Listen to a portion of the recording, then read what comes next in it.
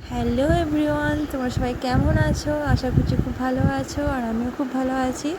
তো আজ হচ্ছে আমাদের বাড়িতে রান্না পুজো, যেটি ভাদ্র মাসে হয়। তো যারা আছে তারা বুঝতে পারছো, আর যাদের নেই তারা দেখো, ভিডিওটা ভালো লাগবে। আর এই রান্না পুজো হচ্ছে সারা রাত ধরে হয়, অনেকের ভোর হয়ে যায়, অনেক রান্না থাকে না, তো খুব আনন্দ হয় এই রান্না পুজো। তো দেখো, আমি ভিডিওটা কিন্তু সন্ধ্যা থেকে স্টার্ট করছি, কেন সকাল থেকে অনেক কাজ ছিল।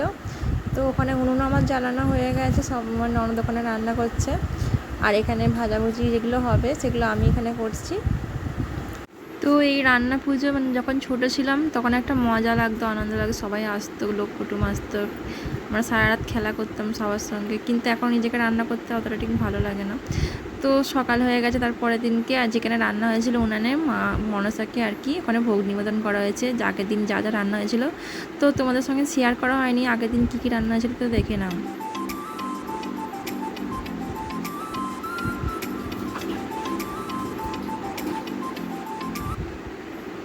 আর আমিও এখানে সব রকম সাজিয়ে নিয়ে খেতে বসে পড়েছি।